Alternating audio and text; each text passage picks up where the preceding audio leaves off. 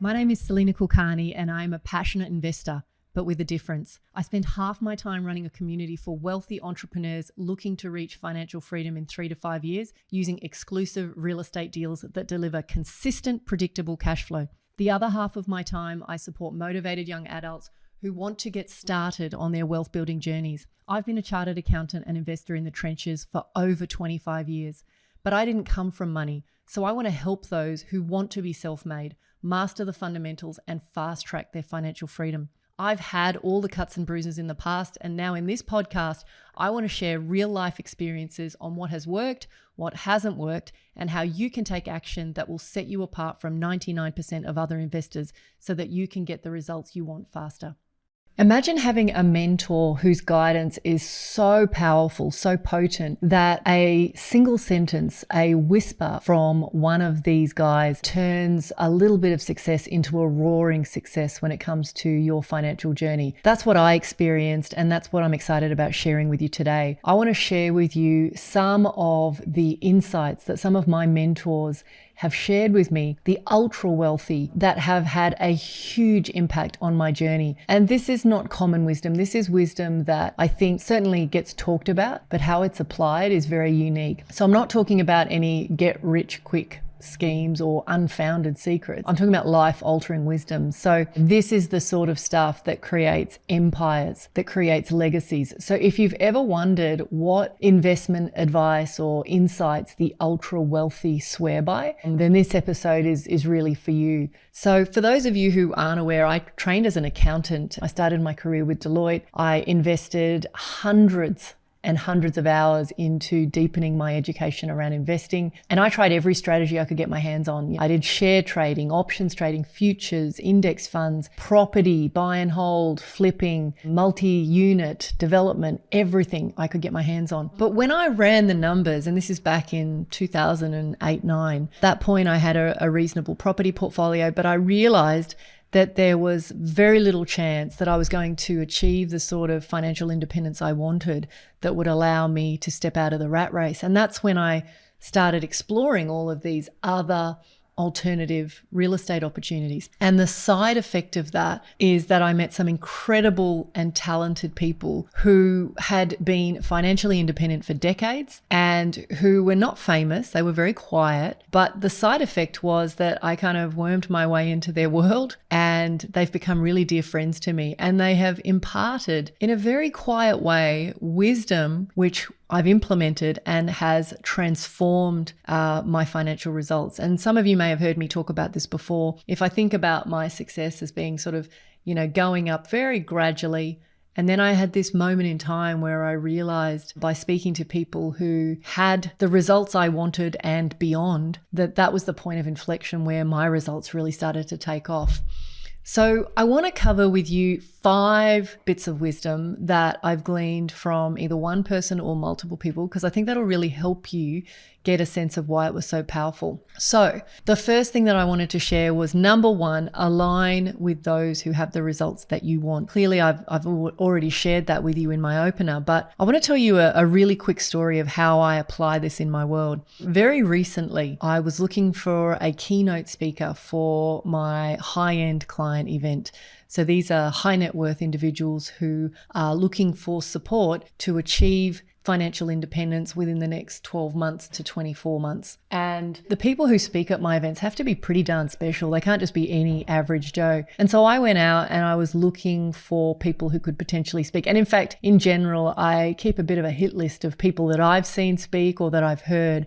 And then I go out and I find them and I bring them to our community. And I met a guy a couple of years ago. And when I say I met, I did not meet him, but he spoke on stage at a conference that I was attending in the States. And he was incredible. He had this very quiet, calm presence. His insights were beyond amazing. And at that time, I was kind of aware that he was a bit of a recluse. He did not agree to speaking very often. And in fact, I think the reason he even spoke on that stage on that day was that the organizer was a good friend of his. At the end of the presentation, I thought, I've got to meet this guy. And I kind of went to try and catch him after his presentation. And unfortunately, he was completely mobbed. A lot of other people were also, hugely impressed by him. So I kind of dropped back and didn't think much of it. And I decided to try and find this guy online. And I've never seen this before, but I literally couldn't find anything except some random Facebook profile for him. There was no information about him. There was no references. And this is a guy who'd even done a TED talk. So he was clearly someone noteworthy, but, had an invisible online presence. So anyway, long story short, I ended up in a situation where I basically just wore him down. I connected with someone who I knew him, and then I tried to connect to him through Facebook Messenger. And eventually, I think more out of intrigue than anything else, he finally agreed to a Zoom call with me. And, fortunately for me, we hit it off, and I asked him to speak at our conference, and he sheepishly or reluctantly agreed. And he presented last month, and as predicted, everyone in the community was absolutely blown away by this guy. His insights, his contrarian thoughts, how he has built his own wealth, all these great insights. And the reason I'm sharing this story with you is I think that it's really important, again, to be really determined and tenacious about how you select people that you want to align with. So this whole idea of top 5, that the top 5 people you spend time with are the people who kind of are a reflection of the results that you will achieve. I never really understood it when I was younger. And the literal translation in my mind was you need 5 friends, and those 5 friends have to be epic, and you can't be friends with people who are not epic. I probably pooed that idea.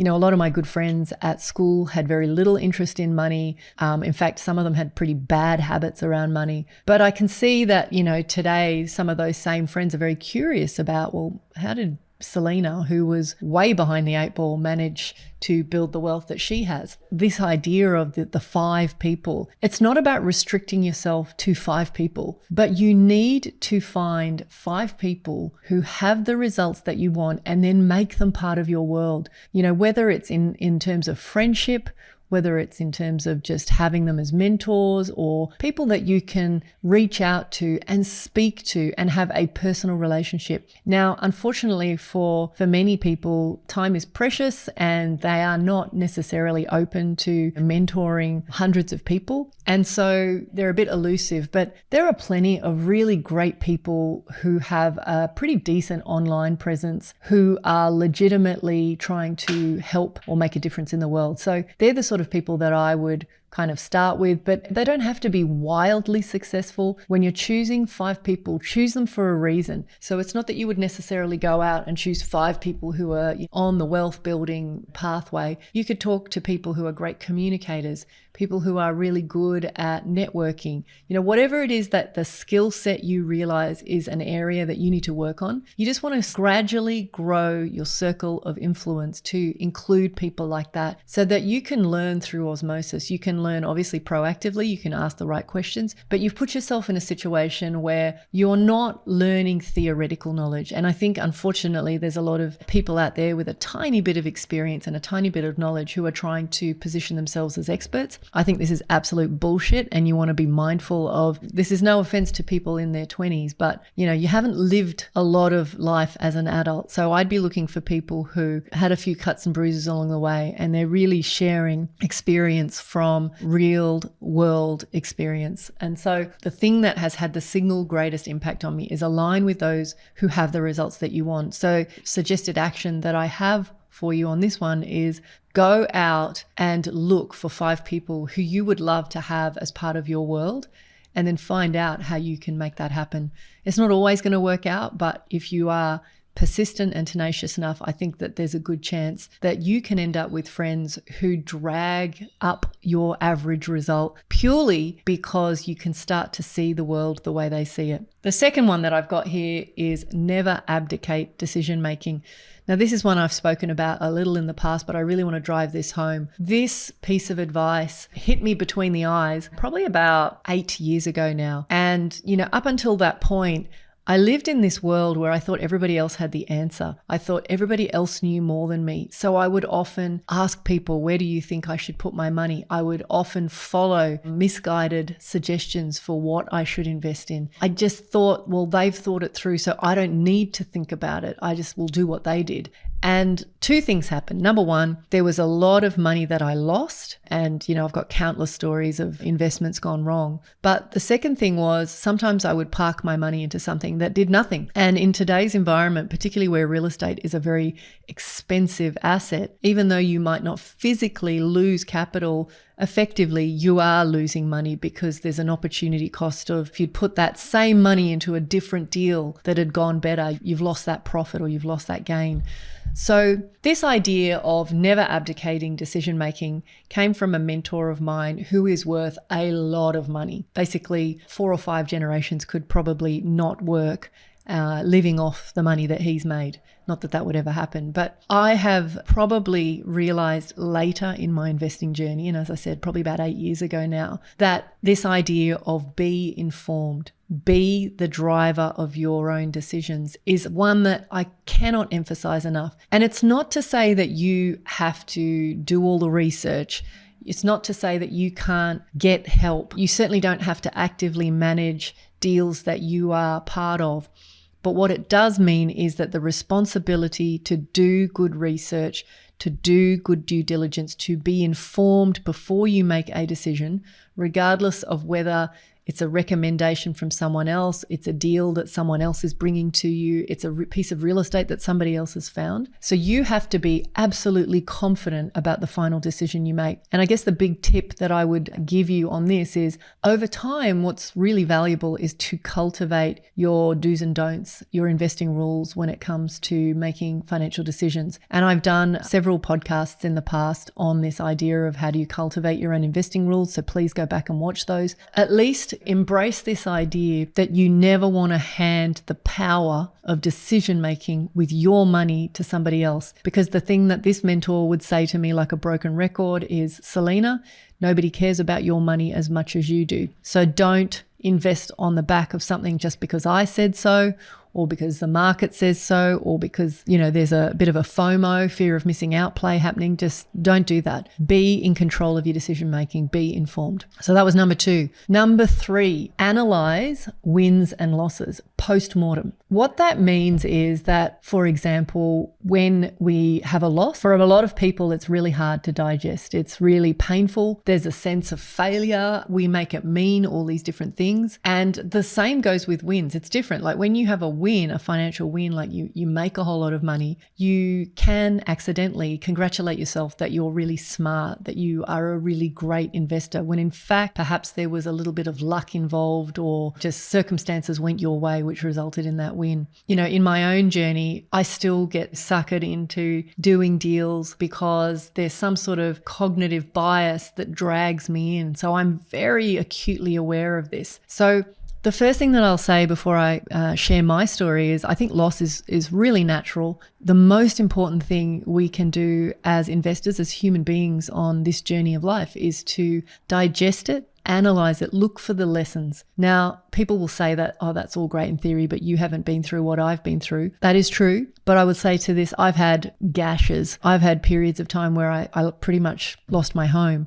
So loss is natural. And if we don't learn to digest it, then what ends up happening is we end up with, this baggage, if you like, that really colors our future investment decisions. The second thing is when we're looking at past wins and past losses, you want to be looking for the mental shortcuts that you may have made, the cognitive biases is the fancy word for it, that you may have had when you made that investment. Now, I actually want to do a separate podcast on these cognitive biases because they are so important. The things that influence the way that we make decisions can make or break our wealth journey. And so we want to be really mindful of them. And so this idea of analyzing wins and losses is really important. And so in my own story, the one I thought I'd share with you is most recently I am involved in and just completing a development site. Now, this particular site, ticked a lot of boxes on paper looked really good and has turned out to be a complete nightmare. Everything that could go wrong has gone wrong. Instead of being a nice, neat 6-month project, it's blown out to 2.5 years. It's been almost twice as expensive as we were originally expecting,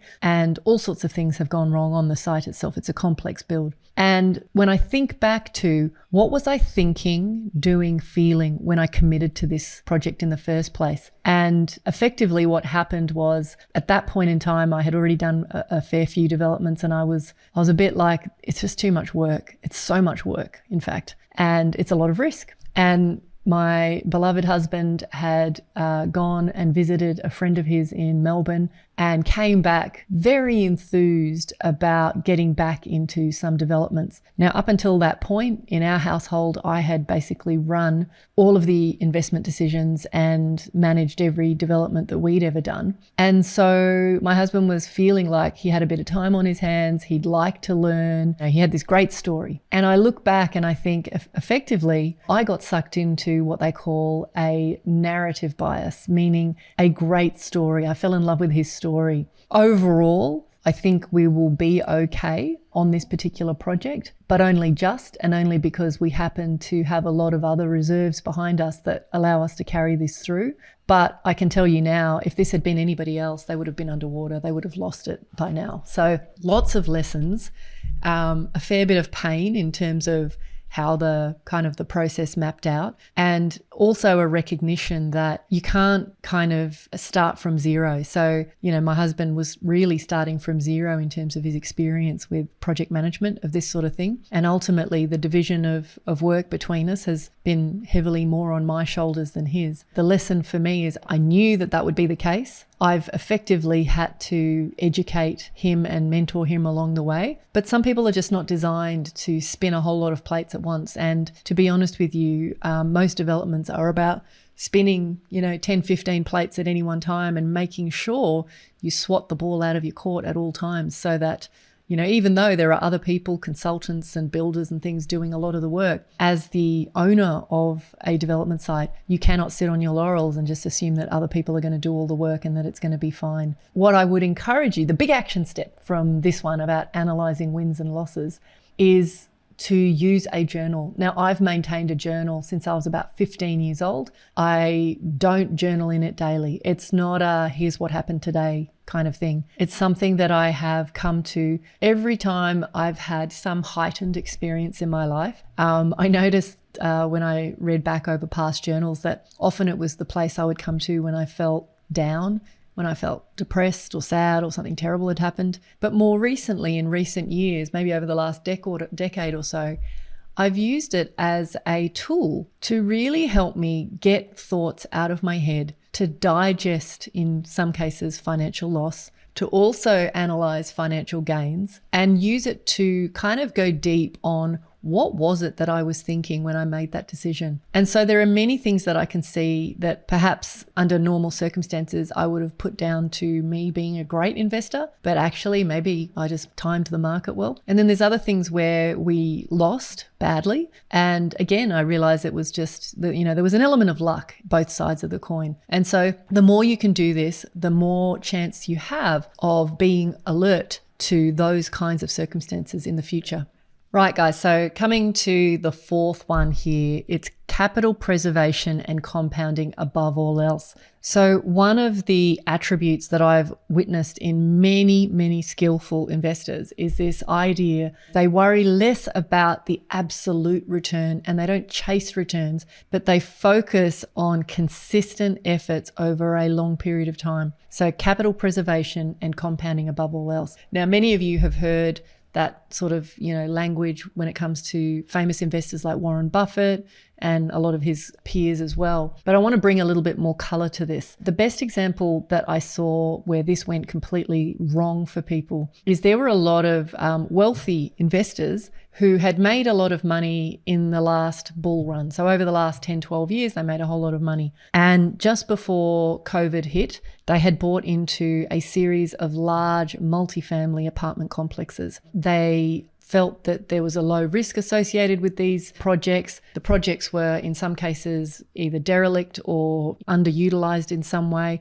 and there was all this potential. So the plan had been to, gradually renovate, increase rents, and get the project revalued and then sell for this big fat profit. What's actually ended up happening, and this is particularly across the States, is that there were a series of less experienced managers and sponsors who purchased these multifamily projects and these unit complexes. They did not fix their interest rate. They did not fix their loans, and everything around all of their assumptions and projections were banking on a certain rate of interest and a certain valuation. Now what's happened is getting labor and supplies has been difficult. Cost of materials has gone through the roof. Timelines on projects has blown out. Interest rates have obviously basically skyrocketed, and in some cases the repayments have trebled. And they now find themselves in a situation where even if they were to complete the project, the valuation just wouldn't stack up. A lot of people are in a lot of pain right now. I'm hearing stories on a daily basis about how much loss and failed projects are